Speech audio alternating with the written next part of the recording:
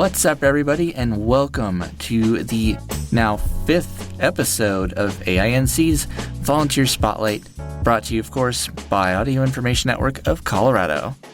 I'm your host, Evan Starnes, and we're switching things up a little bit this month. For the past couple episodes, we've actually had some fairly new volunteers, as in they haven't even been with us for a year. And yeah, we are switching it up.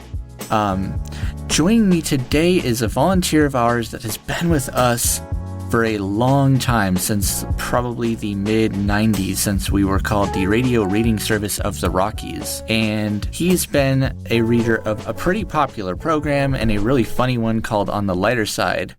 And if you haven't heard this program, and if you haven't heard him before, this is Jerry Podgorski. How's it going, Jerry? Oh, it's going fine. Thank you. Awesome. Thank you so much for being here today and for being on the show. Oh, you're welcome. Happy to do it.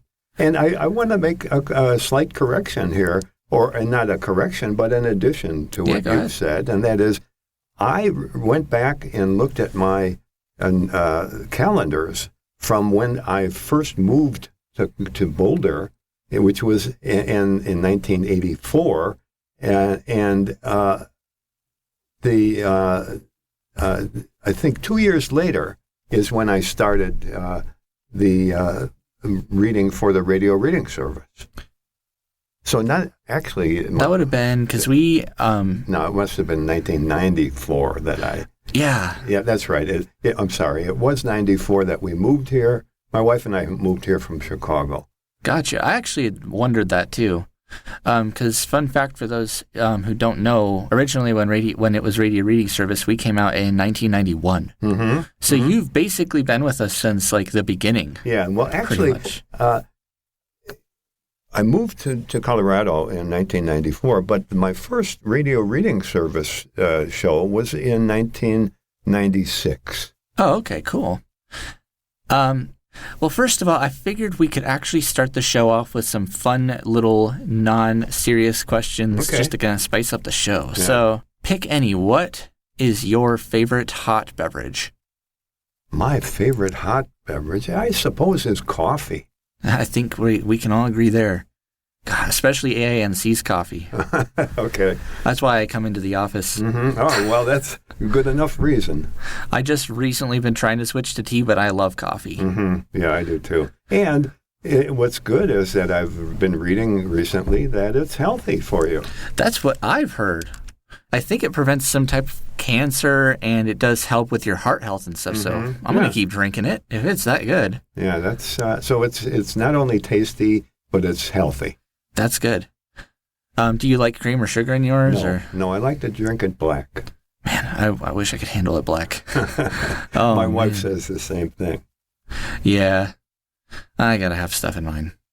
Next question, and we might switch this up, but this question's been getting some pretty interesting answers before. Would you prefer to go skiing or snowboarding, especially since we live in Colorado? Well, I would say skiing. I've never tried snowboarding, but I have skied. I haven't done it lately, but I've never tried a board. Okay. Yeah, it requires a lot more agility than skiing. Mm-hmm. I tried it once and almost twisted my ankle once. And yeah, I'm glad I did it, but I prefer skiing over snowboarding myself. But they're both fun, and snow sports are really exhilarating. So, and we live in the right place for it, don't we? Exactly. Hence the question. And last up, who in your life is the most inspirational person to you? I guess I would say my father.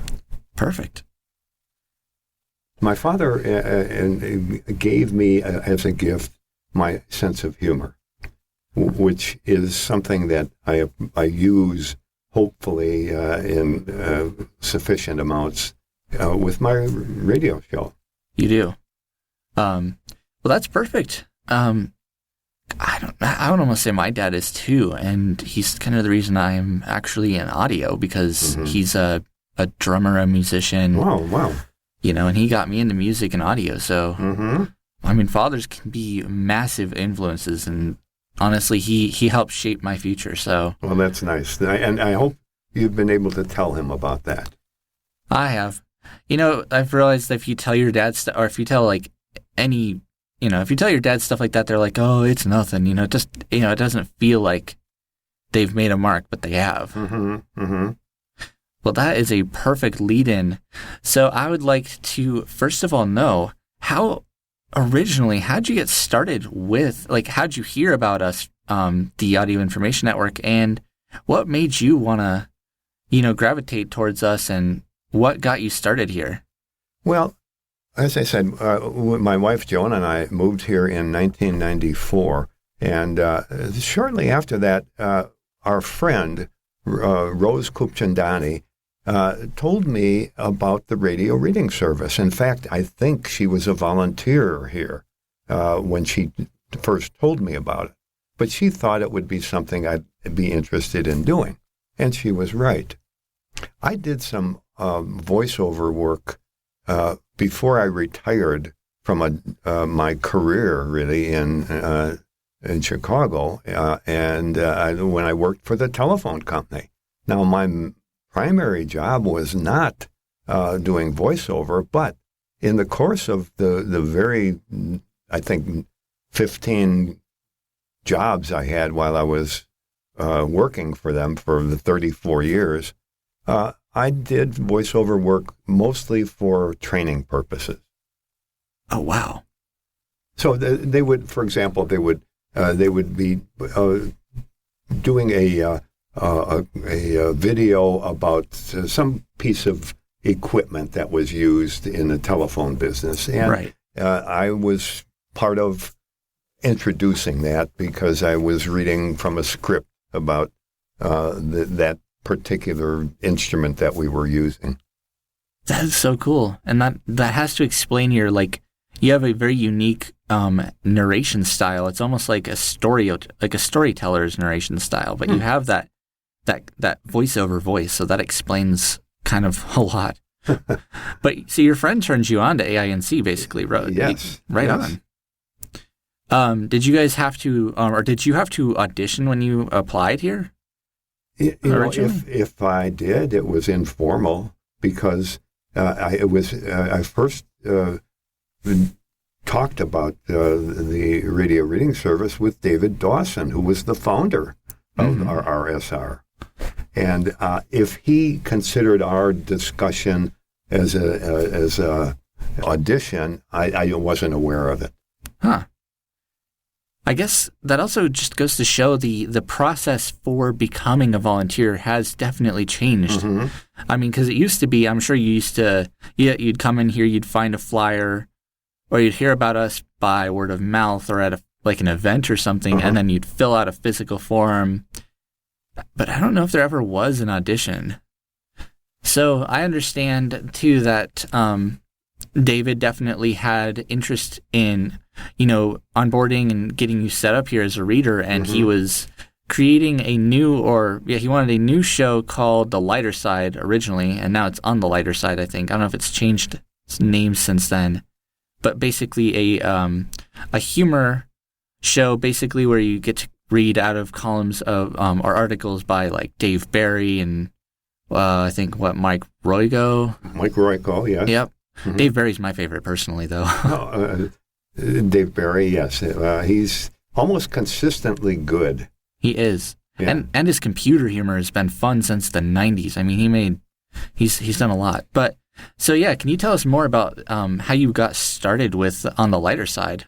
Well, I think it was David Dawson who coined the title, and I started searching around for humorous pieces, and in my search, I realized, well, I only have a half-hour show, so I can't use a book, a thick book of humor, but what worked well was when I discovered that people like Dave Barry and Mike Royko and Bill Bryson and Irma Bombeck did, in fact, write columns for newspapers that were about a half hour long. So that fit nicely with what I needed to do. That's perfect. And you started as a live show too, so you didn't just record and have it air later. You were actually reading live on the air. That's right.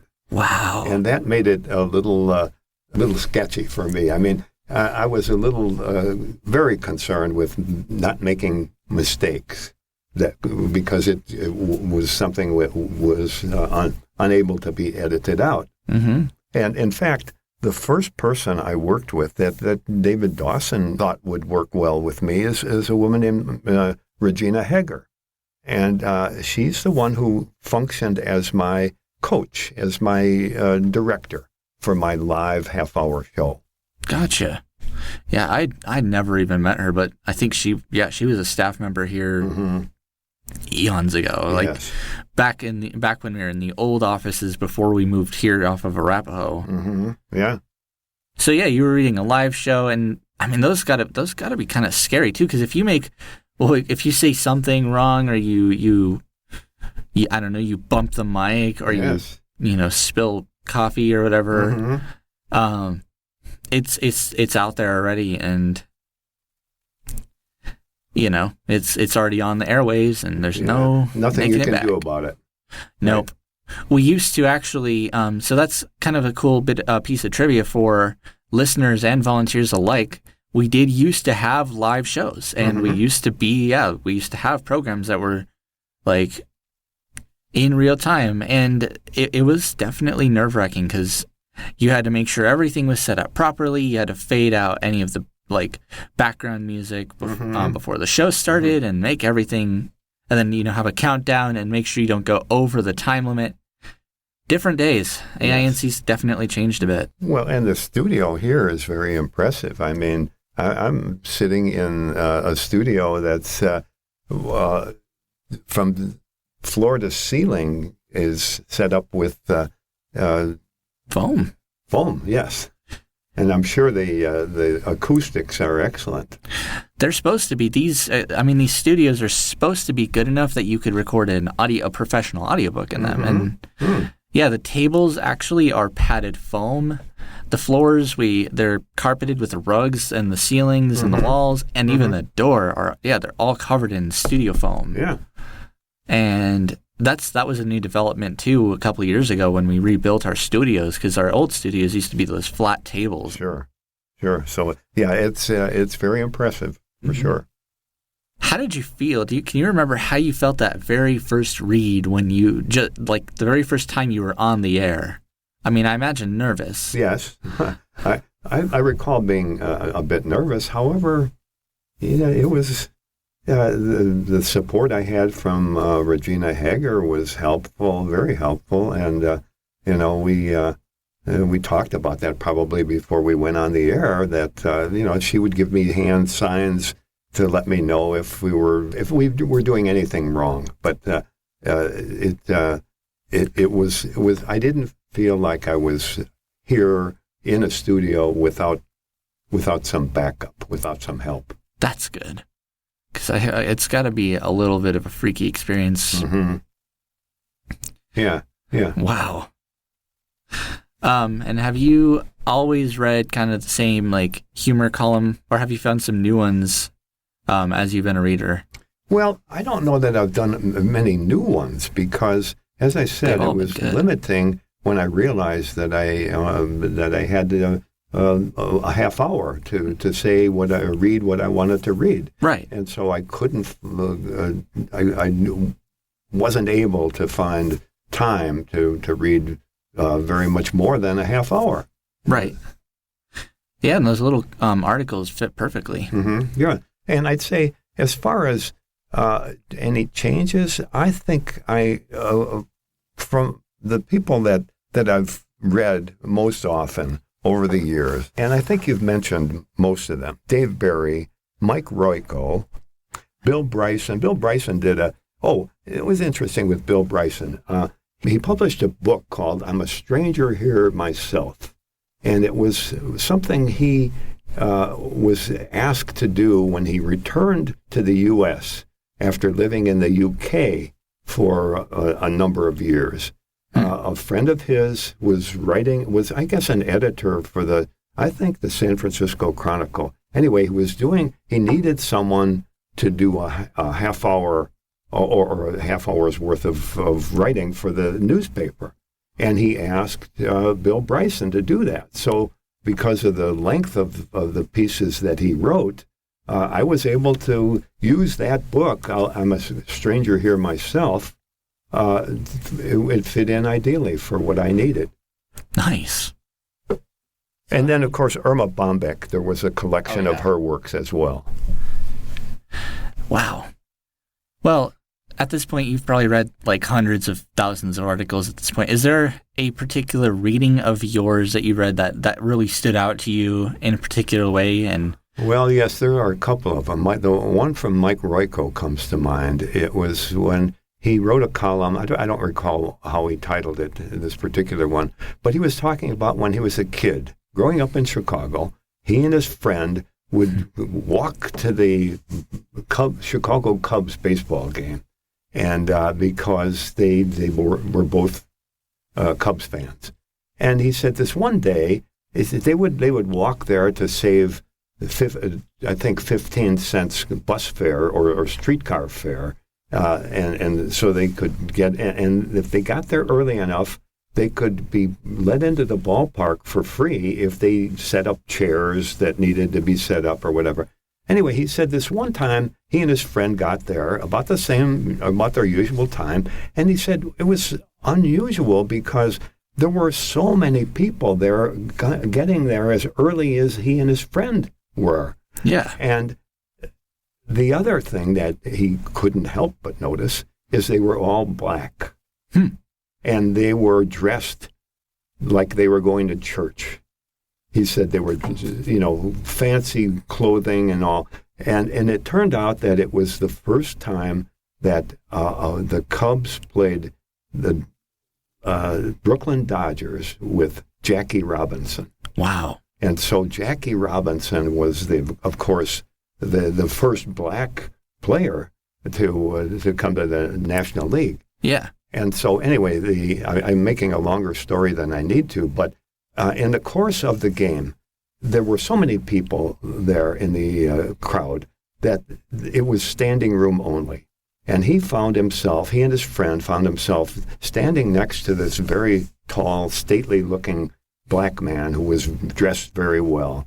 And, they didn't make anything of it. There was no real conversation, except at some point in the game, he began to notice that a couple of things. He noticed that the Chicago Cubs players were not very kind to Jackie Robinson. They would insult him as however they could verbally, and every time Jackie Robinson was up to bat, no matter what kind of ball he hit, the crowd was cheering loudly. Well, one of the foul balls that Jackie Robinson hit happened to bounce near Mike Royko. And as it was bouncing on the floor, he picked it up, and here he had a National League baseball. And he was just thrilled that he found this, was able to pick up this baseball that was hit by a major league player. Baseball player, yeah. And then this man, the black man standing next to him, said, "I'll give you $10 for that baseball." And Mike Royko said, $10? I don't think I've ever had a $10 bill in my hand or had $10 in my hand. But he thought about that, and he realized that how important that ball was to the black man who was there to see Jackie Robinson. So he agreed to sell the man that ball for $10, and the man got out his wallet and paid out 10 $1 bills to Mike Royko. And Royko said, at first he was sorry that he did that, and then as he thought about it, he said, that baseball meant so much more to the man who bought it from him, that it was something he would never forget. And he wrote about it. Yes. That's amazing. Yes. Wow. Oh my gosh, I could see why that would stand out. Mm-hmm. It did, yeah. I guess the final question I have before we turn it over to you to ask me any questions is, so you were an in-person, reader, and you were a live reader. When did your show switch over to being recorded? Gee, I really don't know. I bet it was, I'm guessing at the time. I mean, I couldn't guess accurately the actual year that it happened, but it seemed to me that it was a year or two after I began reading for our SR. Oh, okay. So did you get to mess around with any of the old, like, reel-to-reel tape machines that we used to have? Yes, I believe there was reel-to-reel, and then there was a VCR, I think. Yeah, well, yes, a miniaturized recording system that that followed the reel-to-reel. But it was, I'm pretty sure I did a live show for a year or two. And then it switched over to being... Yeah. And that just, that should kind of blow people's minds, because nowadays we have the conveniences of being able to upload a file into the portal, and then immediately our system grabs it and puts it on broadcast. I mean, way back when we originally, we were using reel-to-reel tapes and airing those reel-to-reels on a live broadcast that used to go over, I believe, AM radio or something like that. It was... It's come a long way, and then eventually we switched over to using these things called jazz drives, and it's basically like I think it was a competitor to the 3.5-inch floppy drive. Mm-hmm. Super archaic and super obsolete, but really cool stuff anyway. Especially if you're me and you're into old obsolete junk that nobody cares about anymore, sadly. But yeah, I mean, we've come a long way since then. And were you an in-person reader up until the start of the pandemic? Well, whenever, for years, I would come into the studio and record in one of the available studios. Yeah. But then, of course, when the pandemic occurred, I was, limited to what I could do. And so, actually, when I started recording from home, I was concerned about the voice quality, and yet someone told me early on that this Mac system that I have at home was picking up the audio very well. So I wasn't very concerned about that anymore. And then in time, I found it certainly more convenient to record from home, as long as it was adequately done. Right. And that is kind of a small point. Sometimes, and I don't normally encourage this, but sometimes, at least if you have like a Mac, the mic that's built into it is generally pretty good. Mm-hmm. I always encourage people to record, and we even say when you apply on our website to please use an external mic. Mm-hmm. But if that's not a possibility, and if the audio coming from your system is good enough, then we can make that exception for you. But in 99.9% of cases, we always say, like, use an external mic. But yeah, and you just record with an iMac computer, which is basically the all-in-one. Mm-hmm. Yes. And, I mean, that's it. It's an iMac with your readings on it, and Audacity, pretty plain, nothing super fancy. Mm-hmm. Mm-hmm. And was the transition from reading in studios to becoming an at-home reader difficult or challenging in any way? It was, because I wasn't sure. That there were a couple of times that I had a problem actually recording what I had just read. In fact, not long ago, you and Alex helped me with the Audacity system that I was having trouble with. Yeah. And I really appreciated the help you both gave me. And so it didn't go without any glitches, let's say. I can imagine. I will say, if I can shout you out here, you've always been good at notifying Alex and I if you run into issues, though. So. Yes. Oh, good. I'm glad I do that. purposely try. And when I do make a mistake, and what's happened more than once, I think 2 or 3 times, that I will not realize that I haven't paused my recording. Oh, yeah. And so there might be a couple of minutes that go by that the recording is live or on my system, and I didn't realize it was on. So I'd have to go back and look at what time it was that I mistakenly kept my mic on. Yeah, sometimes you get a cup of coffee or whatever and keep recording. Mm-hmm. Well, now's the time for you to ask any questions that you have for me or the Audio Information Network as a whole. Okay. Well, Evan, I wonder how it is you got started in being such a technical pro at this. I mean, that's a good and pretty common question, but I will say I kind of started just through messing around, basically, which is kind of surprising to me. So I've always been a lover of technology and computers and devices and gadgets, and I've always had a fascination for those. And whether it was, back when I was a little kid, it was, my CD player or fans or any form of electronics, it was just always fascinating to me. And then when I was a really little kid, I got a cassette player, and I kind of, started making my own little recordings.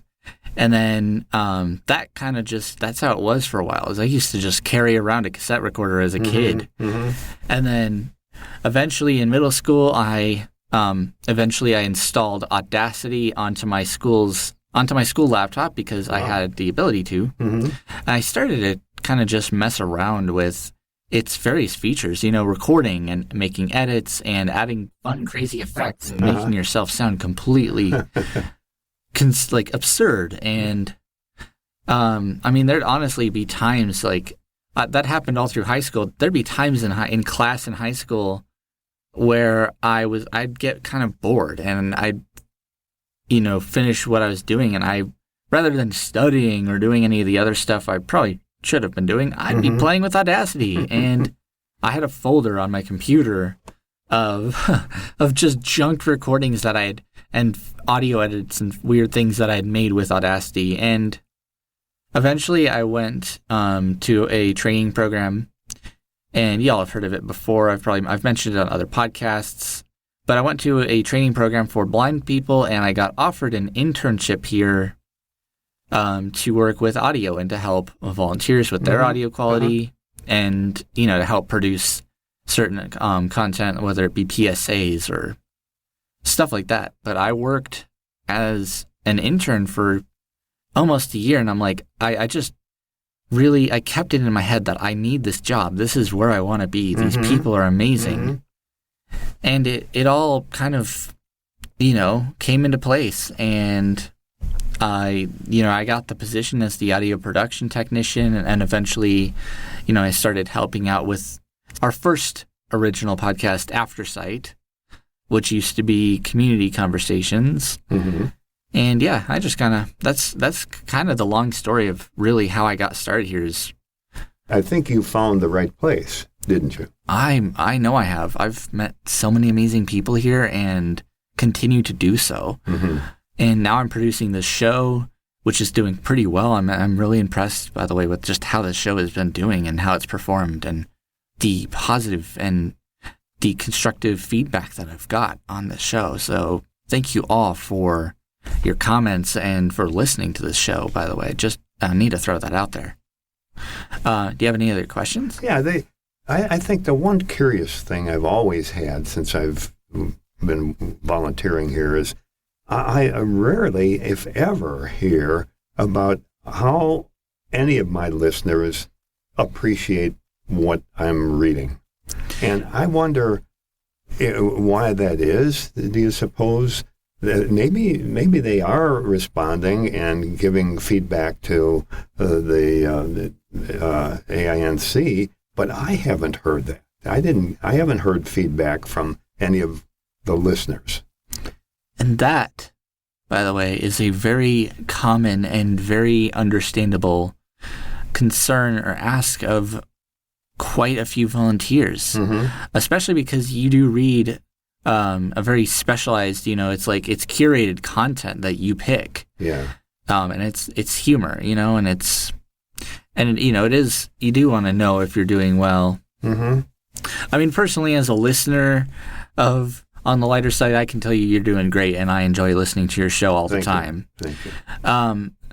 But yeah, that is a very valid concern, and honestly, we've been trying to figure that out ourselves. So we have had just a couple of little events, one in particular that Alex hosted called the Stats Happy Hour, where we actually did show like numbers and how various shows performed, and we are trying to do that. But I know that didn't exactly answer your question, but yeah, we are trying to work on ways to, make you feel like your show is being heard and that we are listening to you. Okay, that's good. I think it's interesting to hear you say that I'm not the only one who's been concerned about little or no feedback from listeners. No, I mean, everybody actually, I've had quite a few volunteers that ask, like, how is my show performing? And it makes sense because, like, volunteers, you guys put, hours, days of dedication and reading and work and recording and just all sorts of effort into this volunteer position. So it makes sense. So yeah, we are trying to figure out a way to make that possible. Well, something occurs to me as you say this. I do know that, because I have a background in this, that I do know that feedback, whether we're giving feedback or receiving feedback, is most effective when it's timely and when it's specific. Yeah. So if there's any of those that you could focus on or emphasize, I think that would be useful for you and for other readers. But think about, I mean, as a reader and a listener of anything, I have to realize that, especially when we're reading for blind or visually impaired people, those are the most important people that I think we're here to serve. And so I think to the extent that we're able to function effectively as a reader, I think it's helpful to know that we are reaching the audience that we hope we're reaching. Absolutely. Yeah. I mean, we have people that depend on, their regular programming, and that some people either use it as just like a nice form of entertainment or, to stay informed. Mm-hmm. Like, yeah, I mean, we do serve like thousands of listeners. I don't have an exact number, but they are most definitely in the thousands all around Colorado. Mm-hmm. But yeah, that's a valid concern. So thank you for popping that question. No, you're welcome. Well, Jerry, thank you so much for being on the 5th episode of the Volunteer Spotlight.